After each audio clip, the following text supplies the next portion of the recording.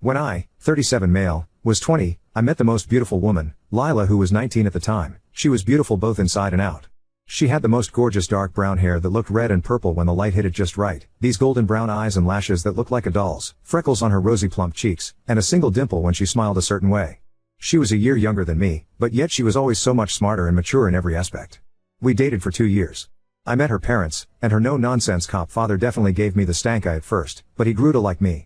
Her mom adored me right off the bat, always commenting on how my green eyes complemented her daughter's golden brown eyes in the most romantic way. I still don't fully understand what that means, but I like the compliment. Her younger siblings loved playing in the backyard with me. She met my parents and my 2 brothers, and they all loved her right off the bat.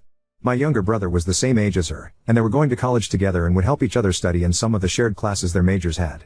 Hell, even my 6-month-old dog I had adopted before even meeting her seemed to like her more than he liked me. She told me her dreams, how she wanted to own a home that was tucked away from everything but not completely isolated. How she wanted to be a doctor, and that she wanted to help people. She wanted to be a pediatrician, she loved kids. She always said she wanted a family. She didn't care how many kids she had, she just wanted to experience the ups and downs of motherhood. She wanted the good, the bad, the ugly. I listened to her go on and on about baby names and how she would design a nursery. At the time, I thought I wanted kids too. I wanted to marry this girl and give her the family she so clearly wanted. She was my Lila, I wanted to stay with her forever. I was young, but I was in love with her. After 2 years of dating I started to realize that I didn't want to have kids. I thought I was just being around too many of my bratty cousins and that was turning me off from the idea. But the more I thought about it, the more the idea of having to be a father made me sick. I would get headaches and my stomach would twist in knots thinking about having to take care of some screaming, crying and shitting little thing, and then have it grow into a tantrum throwing toddler, a bratty child, and then some moody teenager. I didn't want to be held down like that. I wanted to travel, have money, be free. After a few drinks one night, I ended up telling all of this to Lila. I remember she went quiet and simply said, "I won't try and change your mind, but I'm not giving up my dreams." I remember scoffing and rolling my eyes, telling her that we weren't going to have kids. She stood up from the couch, and said, "You might not want that anymore, but I still do. I'm not going to try and force either one of our minds to change, then one of us will end up miserable." I realized she was breaking up with me, and even though she was so calm and mature about it, I remember feeling so angry. She was walking around the apartment gathering her things and being completely silent. I kept arguing with her, trying to change her mind. I kept telling her that it was stupid to want kids, that they were annoying and a waste of time. When she still didn't budge, I started to insult her. I said she was stupid, that she was a weak woman for wanting to be a mom, that she should just give up on being a doctor so she could push out her brats. Lila finally started to respond to me, telling me to calm down, that we simply wanted different things in life and that was okay. I hated her in that moment, that she wasn't agreeing with me. I remember punching the wall of our apartment, kicking a door, throwing anything I could get my hands on. She watched me wreck our living room and kitchen, not saying a word. She walked past me and left. This whole thing happened over a few hours. In less than a day I lost the love of my life, and my apartment was now trashed. Of course, news of why we broke up and my reaction to it reached my family. My mom cried hearing how I reacted. My dad gave me the coldest look I'd ever seen. My brothers both said I was an idiot, with my younger brother saying I was lucky Lila hadn't called the cops on me during that. That was 15 years ago. I've tried to have relationships since, but they never lasted more than a few weeks.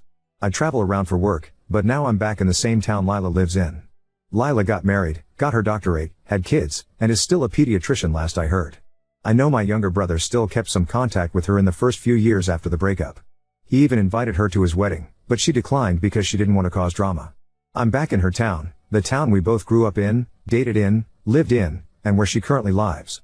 I can't stop thinking about her. I miss her so much right now. I miss her sweet perfume that smelled like a bakery, her strawberry shampoo, the way her hair looks in the light. She's 36 now, and I want to reach out to her and make amends with her. I want to hold and hug her one last time, to tell her I love her and I'm sorry. I don't know if that's a good idea, but a part of me needs closure. I don't know what to do. I want to sweep her off her feet and have her be my love again, but I don't know if that ship has sailed already. Part of me needs closure. Oop, I tried to move on. I've dated others since, I've lived my life.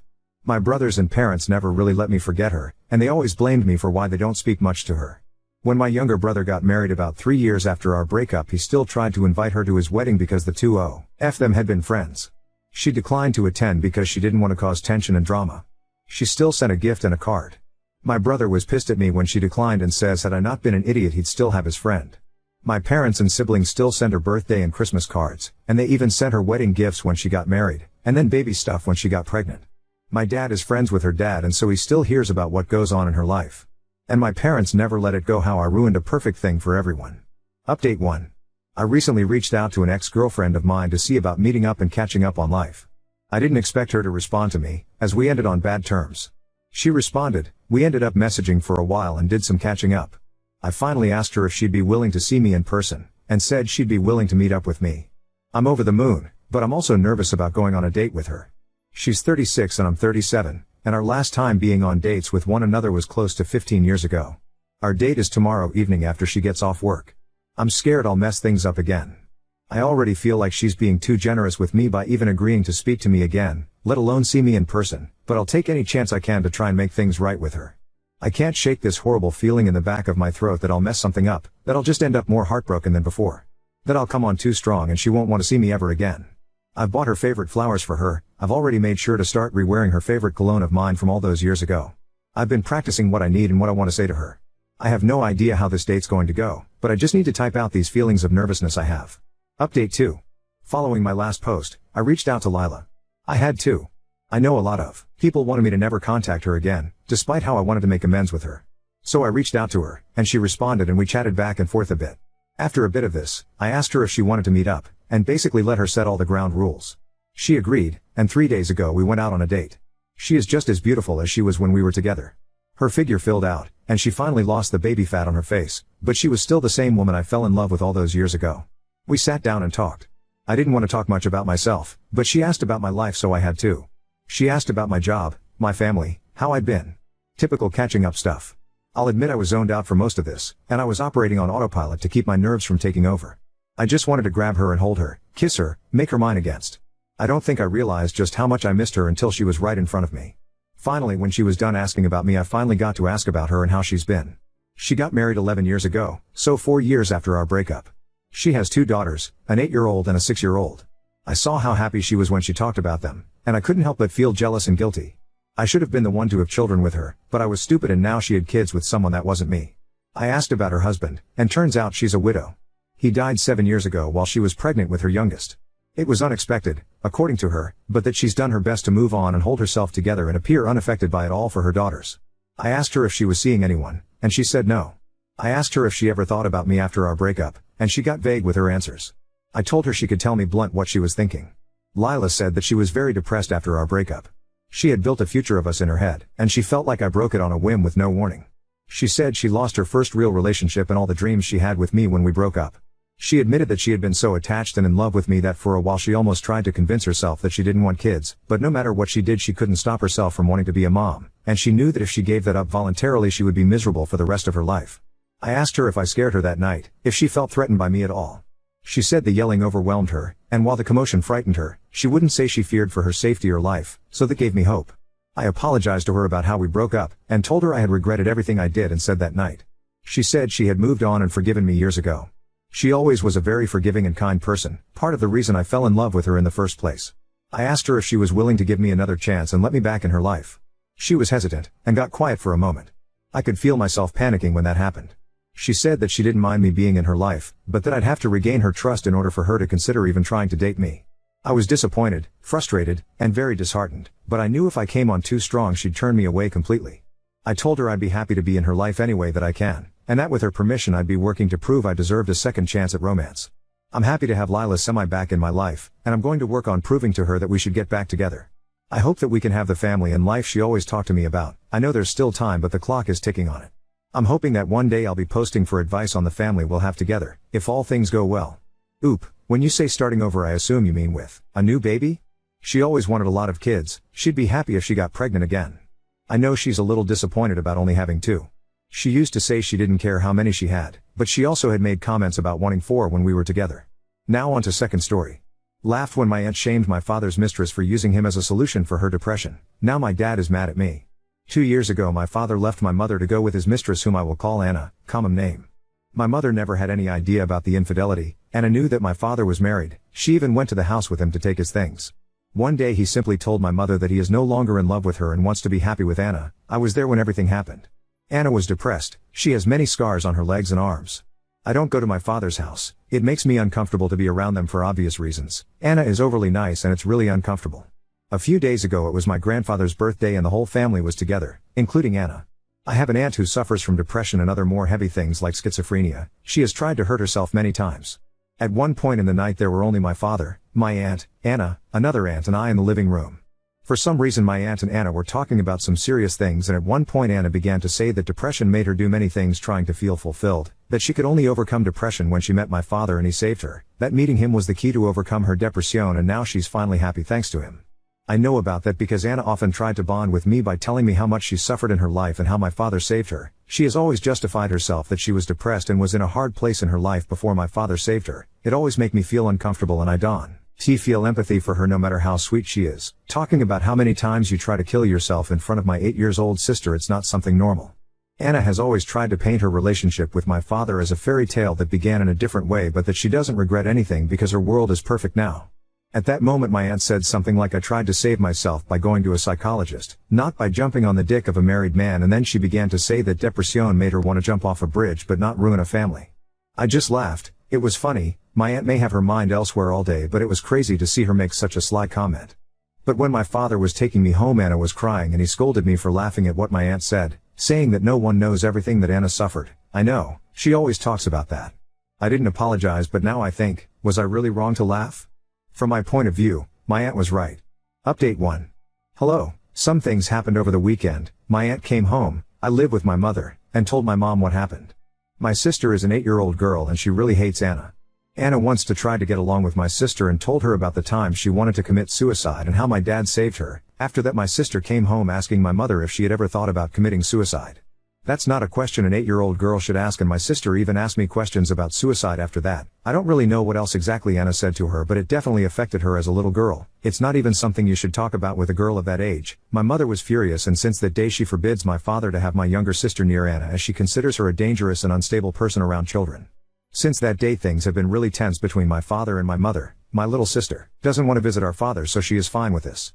My aunt told my mother that Anna talked about it again, but this time in front of me. Apparently my father and Anna were totally forbidden to talk about these things in front of me too. I'm not a little kid, but apparently that was the arrangement my mother made with my father when she set boundaries for them. My aunt told her what happened that day, and I confessed to my mother that Anna and my father talk a lot about those suicide attempts in front of me, which is something I should have talked about before, but at that moment I didn't want problems and decided to just ignore them. I told my mom that for that reason I am not going to my father's house anymore, and my mother got very upset with him. The next day she went to talk to my father. I don't know what they talked about. She just came back saying that Anna can't get close to us anymore. She told me that she can't forbid me from being near my father, and that's my decision, but Anna is extremely forbidden to set foot in the same place where I and my sister are. My paternal grandparents agreed, and my aunts too. They knew about the situation with my younger sister. I haven't spoken to my father, but my cousin told me that my father argued with my grandfather. He often says that Anna is a good person and we don't understand the pain she suffered, so I guess he's upset with all of us now for our great lack of empathy, as he always says. I don't know, at least now I won't see them for a while. It was a boring update, but that's what happened. Haha info. My father is only 3 years older than Anna. She is not much younger than him or anything like that. From what Anna told me, she always tells it, they met at work. She called my father every time she tried to commit suicide, and so he began to help her.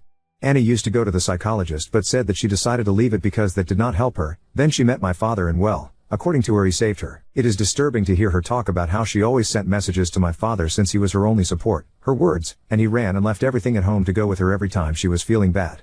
A sociopath in my books. A good person doesn't talk about suicide with an 8-year-old, whose brain hasn't developed fully to understand its implications. Or a good person doesn't have sex with a man who is in a committed relationship. Oop, my cousin doesn't like her neither. My father is the one who says those things. Update 2. Hi, I wasn't planning to make another update, but we've had a lot of problems with Anna, too many, and I think now even my father has realized that she's crazy. I have stopped going to see my father, and my father's parents stopped allowing him to go with Anna to their house since I am there a lot, and my mother does not allow her to come near me or my sister. Anna began to have the strange behavior of starting to send me texts. First she apologized to me but insisted that my father misses me and my sister. I replied to her that my mother does not allow us to talk to her, and she said that she is my father's partner, so we have to get used to her being around. She started to talk badly about my mother, skeptical, saying that I'm too young to realize it, but my mother is manipulating us and that's wrong because she's not allowing us to be a family. I'm young but I'm not dumb. I didn't answer her again and showed the messages to my mother, who spoke to my father again. My father knew nothing about this and apparently had an argument with Anna about this, since now my mother is planning to take away his last name from our name to end with this shit show and protect us. I don't understand too much about this, but in my country you can go to court and take out your father's surname, making him have no right over you anymore. I honestly believe that neither my sister nor I would have any problem with this, but I think my mother just said that to scare him. This is something I heard from my aunt, and I don't know how much of this is real, but my father has been staying at my grandparents' house. One of those nights Anna went to knock on the door looking for him just to argue.